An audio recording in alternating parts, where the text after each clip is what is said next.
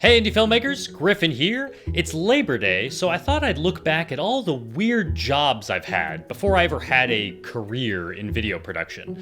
I share this to say you can do a lot of different work to get paid and still eventually land on a career that you love. My first job, at age 14, a soccer referee.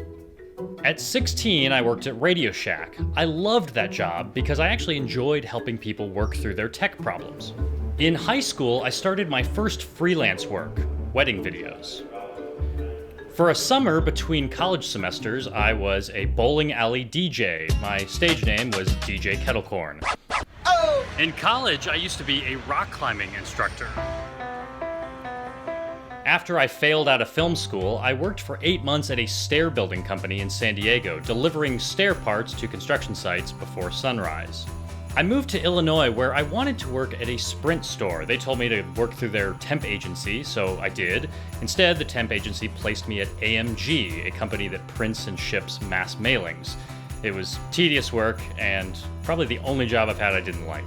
Those were my first 7 jobs, but I still have 4 more before I even get to a video production career.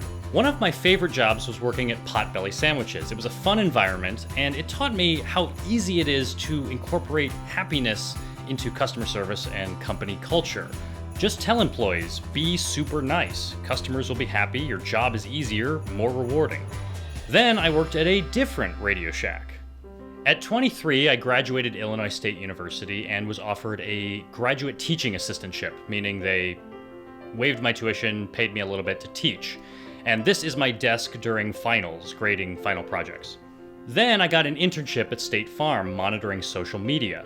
It didn't start as a video job, but once I showed them what I could do, they let me travel all over the country producing online videos for the public relations team.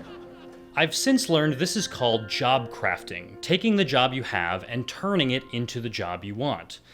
That's how I finally got to a video career I love. It took me 11 jobs to get there. And I say this so that if you want to be a video producer or a filmmaker and that's not currently how you're making your living, that's okay. Every job I've had, I learned something valuable, and you never know what opportunities will come from your next job. Thanks for watching, and if you'd like to share your first jobs, let us know in the comments.